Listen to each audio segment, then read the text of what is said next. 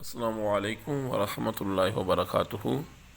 معزز ناظرین، آج آپ کو ایک ایسا وظیفہ بتا رہا ہوں جو بڑی سے بڑی مشکل کا حل کرنے کے لیے بہت ہی آسان وظیفہ ہے۔ اگر اس کو آپ پڑھتے ہیں تو انشاءاللہ تعالیٰ اس کی بہت سے فوائد ہیں۔ مشکلات کے اندر آسانیاں پیدا ہو جاتی ہیں، پریشانیاں دور ہوتی ہیں، ایمان کی سلامتی ہوتی ہے، ہر جگہ پہ اللہ تعالیٰ کی مدد ہوتی ہے۔ اگر آپ کا پہاڑ جتنا قرض ہے اس کے اندر ادائیگی کا بھی بہت بڑا کردار ہے، تو بہت ہی آسان اور مجرب دعا ہے۔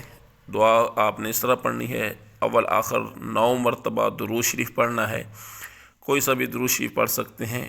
اس کے بعد از نماز عصر یعنی عصر کی نماز ادا کرنے کے بعد آپ نے یہ جو وظیفہ ہے، یہ جو دعا ہے، اس کو آپ نے 298 مرتبہ پڑھنا ہے۔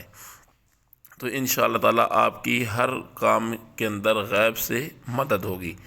دعا یہ ہے، غور سے سماعت فرما لیجئے گا۔ بسم اللہ الرحمن الرحیم۔